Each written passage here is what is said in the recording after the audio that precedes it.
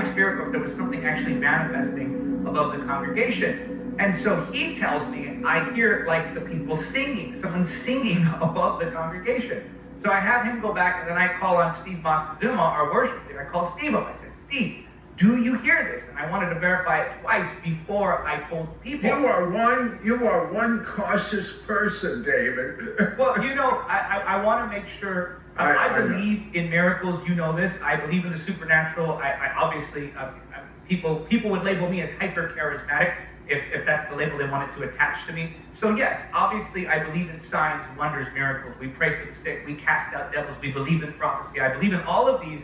But at the same time, I also believe in making sure that what you're claiming at least has some verification to it.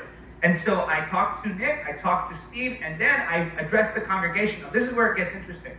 When I asked the congregation or told them what was happening, it wasn't like they looked around in bewilderment and then tried to listen for themselves. There were several people, not everyone, but several people in the congregation who immediately affirmed what I had said because they themselves had been hearing it before I even said anything. In fact, a couple of people told me, and I have the messages, they said, well, I wanted to make sure I was actually hearing what I was hearing. Someone said, I thought I was going crazy until you said, guys, do you hear that? You look back on some of the comments on the live stream, there were people who were hearing it even before I said that.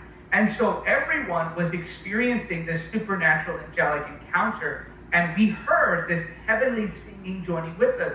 And this is something, of course, that we have on the live stream, and many people can report. Not everyone hears this, mind you, and this is partly what I think speaks to its supernatural nature, but some people can go back and listen. People feel it. Some people will say, I can sense the glory. Most every believer who watches it says, I can sense the glory.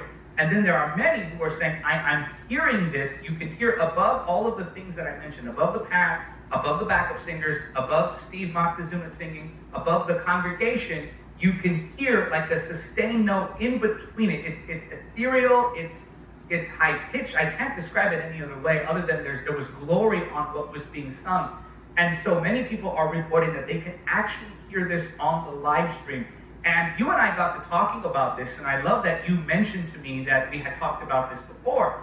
And it was something of the glory for sure, but I want to make it clear, these are only the beginning stages. In this season, heaven is touching earth, and there is something that is transforming. That is not revival rhetoric. The cynic will listen to that and they'll say, well, you've been saying that for a long time. But there is proof in the history of God's timeline that God always intervenes just when you think things are darkest. God always comes through just when you think there is no more hope, because he wants to be the one who gets the glory for what's happening. And so I